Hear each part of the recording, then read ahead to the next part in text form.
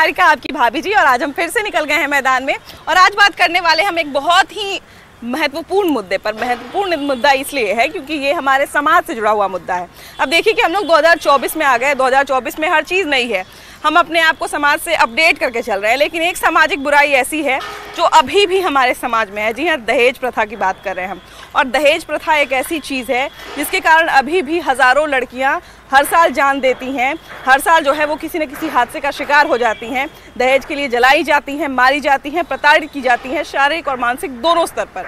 अब सबसे बड़ी बात यही है कि ये जो दहेज के दानव होते हैं, इनका क्या इलाज है? क्योंकि समाज इतने आगे बढ़ गया है, लेकिन वो आखिर आगे क्यों नहीं बढ़ रहे हैं, वो अपने सोच को क्यों नहीं अपडेट कर रहे हैं? तो उनका कुछ ना कुछ इलाज होना बड़ा ज़रूरी है। तो चलिए जनता के बीच में चलते हैं और जनता से बात करते हैं। और खासकर आज हम कोशिश करेंगे कि ज़रा युवाओं से भी बात करें, क्योंकि वो जो है वो देश का भविष्य है, समाज का भविष्य है, तो वो इस समस्या का बेहतर समाधान बता सकते हैं। चलिए हमारी जनता के बीच में चलते हैं। तो हम आज बात कर रहे हैं दहेज प्रथा पर, और अभी मौजूद हैं कोचिंग में। कोचिंग में इसलिए है क्योंकि यहाँ पर लड़कियाँ भी हैं और लड़के भी हैं। युवा जो हैं हमारे, वो हमारे देश के यहाँ पर हैं। और जब भी हम किसी बुराई को, सामाजिक बुराई को ख़त्म करने की बात करते हैं, तो कहीं ना कहीं हमारा ध्यान युवाओं की ओर जाता है। युवाओं को उम्मीद की नज़र से देखते हैं और हम ये उम्मीद करते हैं कि युवा के पास जो है इस समस्या का ज़रूर समाधान होगा। क्या लगता है, ये जो दहेज के दानव हैं जो अभी भी हमारे समाज में पनप रहे हैं, और बहुत अजीब बात है कि 2024 में जब सारा पुरानी चीज़ों को हम लोग छोड़ दिए, आगे बढ़ गए, उसके बावजूद यहाँ पर जो दहेज के दानव है अभी भी हमारे समाज में है। क्या उपाय इनका हो सकता है? इसको हटाया जाए, है ना? क्या इस समस्या का क्या समाधान हो सकता है? ये दहेज प्रथा को हटाया जाए। हाँ, क्योंकि यहाँ बहुत लड़के और लड़कियाँ भी आगे बढ़ रहे हैं, लड़कों से ज़्यादा लड़कियाँ आगे बढ़ रही हैं मैम।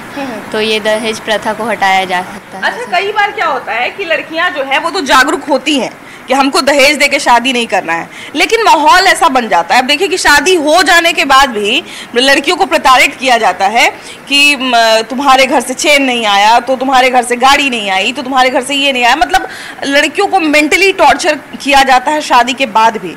क्या लगता है, ये जो दहेज के इस तरह के जो कहा जाए खूंखार दानव ही हम इनको कहेंगे, क्योंकि अगर किसी का कोई एक बार में हत्या कर दे तो वो तो एक बार में मर जाएगा, लेकिन तिल तिल कर जो मारना होता है वो दहेज प्रथा में होता है। यस मैम, उसमें तिल तिल करके मारते भी हैं और एक दिन जला के भी उसको मार दिया जाता है। बिल्कुल बिल्कुल। मैम, इसके लिए सोच को बदलना होगा लड़के के पेरेंट्स को, कि लड़कियां कोई घर की बेटियां बन चुकी है ना। बिल्कुल बिल्कुल। तो सामान आपको क्यों ला के देगी, या फिर चैन ला के क्यों देगी? हाँ बिल्कुल। वो तो आपके घर पे आई है, आप एक सदस्य हो गई है, तो वो लड़का नहीं कर सकता, लड़की क्यों करेगी? बिल्कुल बिल्कुल। और जीवन भर मान लिया जाए कि अगर हम किसी से शादी कर लेते हैं तो उससे तो हमारा प्रेम वाला संबंध हो जाएगा, है कि नहीं? हम लोग तो पूरे परिवार 2 लोग हो जाएंगे। उसके बावजूद भी लड़कियों को क्यों प्रताड़ित करते हैं लोग? ये लालच है या ये कुंठित मानसिकता है? क्या लगता है? लालच है। लालच है ना? मानसिकता कभी नहीं बदलती है शादी के बाद में। शादी इसके लिए सभी को जागरूक होना पड़ेगा मैम। हाँ, सभी को जागरूक होना पड़ेगा। जी। हमको लगता है कि इसमें लड़कियों से ज्यादा, थोड़ा सा बाबू आगे हो जाइए, लड़कियों से ज्यादा हमको लगता है कि लड़कों को जागरूक होने की जरूरत है ना। लड़के अगर ये तैयार हो जाएं, यस मैम, लड़के अगर तैयार हो जाएंगे कि मेरे को दहेज नहीं लेना है, तो वो कोई उसका गार्जियन नहीं ले सकता है दहेज मैम। और अगर लड़का जो चाह जाएगा कि मुझे ये चीज़ चाहिए, मुझे गाड़ी चाहिए, मुझे चैन चाहिए, मुझे अंगूठी चाहिए, तो वो हर हालत पे ले सकता है। हाँ बिल्कुल बिल्कुल।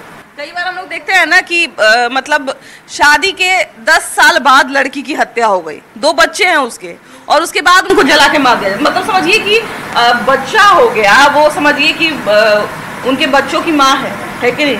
अगर उनको कुछ होता है तो उनके बच्चे अनाथ हो जाएंगे। Yes ma'am. बावजूद इसके दहेज के लिए परेशान किया जाता है। यस मैम, ऐसा नहीं करना चाहिए। उनको समझना चाहिए कि हम उनके छोटे छोटे बच्चे हैं, उनका भविष्य क्या होगा। बिल्कुल बिल्कुल।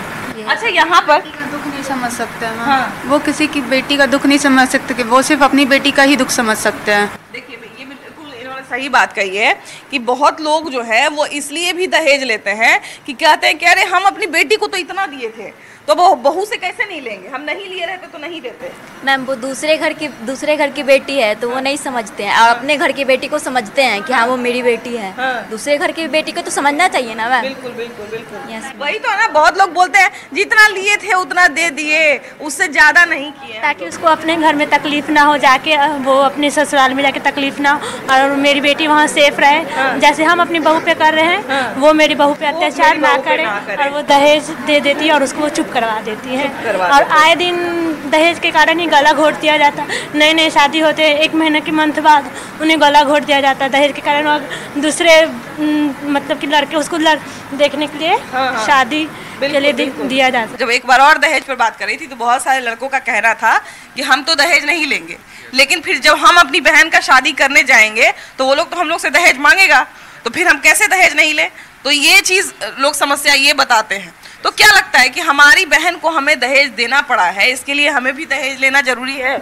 ऐसा नहीं है मैम, जैसे कि बाय द वे अगर किसी भी घर की लड़की है तो उसको ये नहीं सोचना चाहिए कि हम दहेज देंगे तभी पैसा हम इकट्ठा करके रखेंगे। उसी पैसे से ना अपनी घर की बच्ची को अच्छे से शिक्षा दे सकते हैं, उसको ऊंचे पद पे हम एडमिशन कराकर उसको अच्छा से पढ़ा सकते हैं। बिल्कुल बिल्कुल। तो उनको उस माहौल, किसी भी लड़के को अपने घर में नहीं ला सकते हैं। जैसे कि हमारी घर की बेटी किसी और के घर में जाती है विवाहित होकर, अगर हमारी बच्ची ऊंचे पद पे जाएगी तो किसी भी कोई भी मर्द अपने जैसे लड़की जाती है वैसे भी लड़का भी आ सकता है। बिल्कुल, बिल्कुल, तो ऐसा अत्याचार नहीं होगा। जैसे लड़के हैं तो लड़के ऊंचे पद पे जाते हैं और नीचे घर की लड़की शादी विवाह करती है, तो यही दहेज प्रथा के चलते में अक्सर लड़ाई झगड़ा होते रहता है। अच्छा। ऐसा ही लड़कियां अगर पढ़ लिख कर ऊंचे पद पे जाएगी, लड़कों को अपने घर में बुलाएगी, तो ऐसा लड़ाई झगड़ा कभी भी नहीं होगा मैम। इसमें ये बोलना चाहेंगे, जैसे बोल रहे हैं बाल गोविंद कि लड़के हैं लड़कियां मतलब शादी करके लड़कियों के घर जमाई बोल सकते हैं। लड़कियां ऐसा कर सकती है? नहीं करेगी। क्यों? लड़के ऐसा कर सकते हैं, ऊंचे पद पर रहेंगे तो लड़के ऐसे निम्न वर्ग का जो रहे लड़की रहे वो कर सकते हैं ऐसा।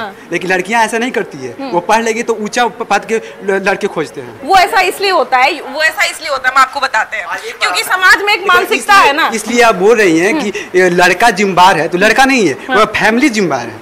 नहीं, ये बात है, तो फैमिली के लिए तो स्टैंड लेना पड़ेगा ना आपको। स्टैंड लेना पड़ेगा। हमको बेचने के लिए आप बाजार में मत जाइए, आप अपना देख लीजिए। कुछ जो है कि नहीं, क्योंकि प्रोडक्ट तो आप ही रहते हैं। हाँ, तो आप सेलर भले परिवार वाले रहे, लेकिन प्रोडक्ट तो आप ही हैं। प्रोडक्ट हम हैं, ठीक है, लेकिन अब आप ये कहना चाह रही हैं कि हम अपने गार्जियन को छोड़ दें? नहीं, छोड़ नहीं दें। गार्जियन को हम अच्छे से बैठ के समझाएंगे कि देखो माँ, देखो पिताजी, ये बुराई है, इससे हम लोगों को ऊपर उठना है। नहीं, आप डायरेक्ट तो ये बोलना चाहिए लड़का को कि आप ऐसे गार्जियन को छोड़ दें। स्टैंड लेना चाहिए, ये बोले कि स्टैंड लेना चाहिए, अपने निर्णय को बताना चाहिए कि हम जो हैं वो इस कुरीति से शादी नहीं करेंगे। हाँ, तो हम भी यही बोलना चाह रहे हैं मैम कि इस कुरीति शादी के, ये हम नहीं बोले कि दहेज लेना अथी है, सही है, हम भी बोले गलत है। बट ये कुछ गार्जियन ऐसे भी है जो लड़का पर प्रेशर डाला जाता है। लड़कियां जो हैं वो चाहती हैं कि हमारे अच्छे लेवल में शादी हो, मतलब हमसे बड़े लेवल में शादी करें। लड़कियां तैयार नहीं होती कि हम बेरोजगारों से शादी हो, इसलिए जब लड़का रोजगार में आ जाता है तो वो चाहता है कि भाई अब तो हम दहेज लेंगे। मैम पहली बात ये कि लड़की का शुरू से शादी अगर हुआ है तो 12 साल तक भी कितनी लड़कियां खुश नहीं रहती। टेंशन रात दिन, अरे तुम्हारे मम्मी पापा ये नहीं दिए, आज तक हम सोचते रह गए हैं, ये नहीं मिला, गाड़ी नहीं मिला, मेरे पसंद का गाड़ी नहीं मिला, गाड़ी मिलने के बाद मेरा पसंद का नहीं मिला, शोरूम से हमको ये चाहिए था, वो चाहिए था, आपका भाई बहुत गरीब था, इतना पैसा रहते भर में वो नहीं दिया, घड़ी नहीं मिला, मेरा मैचिंग कोट नहीं मिला, जूता नहीं मिला, मेरे शोरूम से ये नहीं मिला। बहुत लड़का लोग तो कपड़ा पहनते पहनते रुस जाते हैं, हम कपड़ा नहीं पहनेंगे, है ना, रुस जाता है। कितना लड़का लोग तो बातचीत भी करना बंद कर देता है लड़की के माँ बाप से और उसके भाई बहन से, क्या है आपका परिवार अच्छा नहीं है, ऐसा है वैसा है, बहुत सा ऐसा है। लड़कों का कहना है कि लड़कियां जब बेरोजगार पति चुन नहीं सकती है तो फिर हम क्यों दहेज बंद कर दें? तो मैम एक बात बताइए, लड़कियां जब बेरोजगार पति नहीं चुन सकती तो लड़की मतलब जैसे वो लोग बोले कि हम बेरोजगार, अच्छा ठीक है, उनके मम्मी पापा अगर वो लोग पढ़े लिखे नहीं है और उनके मम्मी पापा क्यों इतना दहेज खोजते हैं मैम? अगर उनके पास संपत्ति है तो उनके मम्मी पापा क्यों बोलते कि मेरा बेटे को इतना 35 लाख दोगे तब हम शादी करेंगे, 25 लाख दोगे तब शादी करेंगे, 4 व्हीलर दोगे तब शादी करेंगे, चैन दो, अंगूठी दो, ये क्यों मांगते हैं मैम? बिल्कुल, अगर उनके पास खुद का कैपेसिटी है, सब कुछ है घर में, तो फिर तुम इतना दहेज क्यों मांग रहे हो? ये भी एक जवाब जो है खूंखार जवाब है ना जी। जब सब कुछ उनके पास है कि रोजगार भी है, सब कुछ है ही, उसके बावजूद भी दहेज की मांग क्यों होती है? मैम यूथ और सोसाइटी पे आता है। हाँ, अगर यूथ सामने वाला अच्छा है तो वो बिना दहेज के शादी करेगा। रिश्ते के अगर बनने के इतिहास में हम लोग जाएं तो हमारा जो है वो समाज को आगे बढ़ाने के लिए हम लोगों ने रिश्ते बनाने की शुरुआत की थी, क्योंकि साथ में आदमी वैसे भी रह सकता है, लेकिन विवाह को इसलिए बनाया गया था ताकि समाज में एक संस्कार आए, समाज में एक कहा जाए कि तौर तरीका है। लेकिन अब शादी को अगर हम व्यवसाय का रूप दे दें, अगर शादी को जो है हम कहा जाए अपनी लालच का रूप दे दें, तो ये कहीं से भी अच्छा नहीं होगा और इसका प्रभाव जो है वो हमेशा से गलत ही पड़ेगा। तो हम तो यही कहेंगे कि ना दहेज दें, ना दहेज लें। बस अभी जो है वो हम लोग यहाँ थोड़ा बाहर जाएंगे, क्योंकि बच्चों का जो है ओपिनियन, जो हमारे भविष्य है देश के, उनका तो ओपिनियन हो गया। अब कुछ और लोगों का भी ओपिनियन हम लेना चाहेंगे कि वो लोग दहेज के दानवों के साथ आखिर क्या होना चाहिए, इस पर क्या कहते हैं। चलिए आगे बढ़ते हैं। अब देखिए हमारे साथ 3 महिलाएं हैं और 3 महिलाएं जो है वो कहा जाए कि 3 घर को चलाने वाली, 2 तो अपना घर चला रही हैं और एक जो है वो आगे जाके अपना घर चलाएंगी। लेकिन सबसे बड़ी बात ये है कि अभी भी हमारा समाज में जो है वो, जब भी हम लोग, चाहे वो कितना भी पढ़ा लिखा रहे, चाहे वो कितना भी पैसा वाला रहे, दहेज को लेके ताना उना बड़ा दिया जाता है, या दहेज को लेके जो है वो लड़के के बाप को कहा जाए, लड़की के बाप को, लड़की के भाई को बड़ा परेशान किया जाता है। ये अभी तक समाज में बुराई है। इतना साल बीत गया, अब देखिए कि लड़का लड़की, पहले लड़कियों को पढ़ने नहीं दिया जाता था, लेकिन अब लड़कियां भी पढ़ रही हैं। बावजूद इसके अभी भी ये बुराई समाज में है। इसका क्या इलाज होना चाहिए, क्या लगता है? जो दहेज मांगे उनको दहेज देना चाहिए कि नहीं देना चाहिए? नहीं देना चाहिए। नहीं देना चाहिए। दहेज के कारण क्या लगता है कि अभी भी लड़की सबको परेशान किया जाता है? क्या वो चीज़ खत्म हो गया है? अब हमको तो लगता है खत्म हो रहा है। अभी भी हम लोग देखते हैं कि डायरेक्टली इनडायरेक्टली ताना कभी ना कभी बात में दे दिया जाता है कि अरे हम लोग तो बढ़िया लोग हैं, सब ऐसा लोग नहीं मिलता है कि बिना दहेजों के ब्याह कर ले, चाहे कम दहेज में ब्याह कर ले। कहीं जगह अभी भी है। बहुत लोग इनडायरेक्टली बोलेगा कि अरे हम लोग तो उतना नहीं बोलते हैं, नहीं लेने वाला तो कितना लेता है ना? बोलता ही है। या बात में बोल देगा अरे फलनवा जगह से एक जगह से रिश्ता आया था, उसका कोई बेटा उटा नहीं था, सभी जमीन जायदाद हमारे बेटे के दे रहा था, है ना? ये सब घुमा फिरा के लोग आज भी बोल देते हैं, है ना? इस सामाजिक बुराई का क्या समाधान निकलना चाहिए? इसका समाधान लड़की निकाल सकती है कि लड़का निकाल सकता है? क्या लगता है? लड़की निकाल सकती है ना? अच्छा, ये देखिए कि अभी आने वाले समय में इनकी भी शादी होगी, ये भी जो अपना घर बसाएंगी। आपको क्या लगता है कि अभी ये जो बुराई है समाज में, क्योंकि अभी आपकी शादी की भी तैयारी चल रही होगी, पापा इधर उधर देख रहे होंगे, बहुत जगह से बहुत तरह का मांग भी किया जाता होगा, है ना? घर में छोटी हैं, सबसे छोटी हैं, अभी और बड़े हैं आपसे, हाँ। है ना? हाँ। क्या लगता है जो इतना दहेज मुंह खोल के बड़का बड़का को मांगते हैं, हाँ। इसको क्या इलाज होना चाहिए? अपनी बेटी को इतना काबिल बनाना चाहिए कि दहेज मांगने वाला का मुंह बंद हो जाए, नहीं मांगे दहेज। अच्छा, तो हम लोग देखते हैं कि लड़की सब ज्यादा पढ़ी लिखी है या ज्यादा सुंदर है, उसके ब्याह में और दिक्कत होने लगता है। दिक्कत किस बात का, है ना? क्योंकि उससे ज्यादा और बढ़िया लड़का शादी होगा, है ना? हाँ। लड़की अगर मान लीजिए BA पढ़ ली है तो लड़का कम से कम MA वाला चाहिए, MA वाला का दहेज और ज्यादा है, नौकरी वाला का दहेज और ज्यादा है। लड़की अगर मतलब कि नियत से अच्छी रहेगी तो अच्छा लड़का को ढूंढेगी, ना कि MA पढ़ा होगा, BA पढ़ा होगा। इसके लिए जरूरी है क्या कि हमको खुद ही समाज में आगे आना पड़ेगा, और जो पढ़े लिखे लोग हैं उसको समाज में आगे आना पड़ेगा, ताकि जाति प्रथा जो है ये खत्म हो। और जब जाति प्रथा होगा तो समझ जाइए कि यह दहेज प्रथा खत्म नहीं होगा, क्योंकि विशेष करके वह जाति वाले लोग जानते हैं कि कहाँ जाएंगे। एक भोजपुरी में कहावत है ना, कहा जाता है कि कहाँ जाइहन, हमरे जाति के नन, कहीं ना कहीं जाइहन, कहीं ना कहीं वो जाइए, अपने जाति में ही जाइए। बहुत लोग तो बोलवे करता है कि ये बाबू साहब जरा पहले पता कर ली रहुआ कि कहाँ कौन दहेज, हम तो रहुआ से कमे मांगते। बिल्कुल बिल्कुल, तो ऐसा होता है।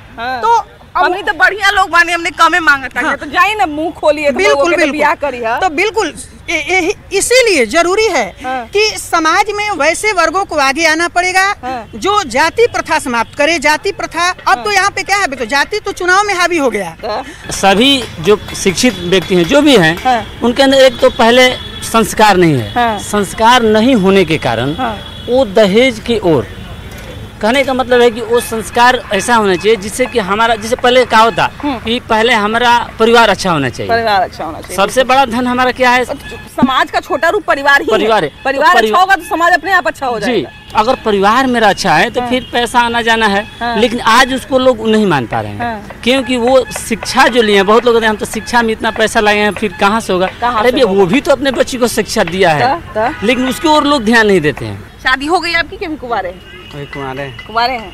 तो शादी क्या लगता है कितने साल अभी समय है शादी में? 2 साल। तो ये बताइए कि अब पीछे भाग रहे हैं, ये बताइए कि आप शादी करिएगा तो दहेज लीजिएगा कि नहीं? नहीं लेंगे। नहीं लीजिएगा। वाह वाह वाह।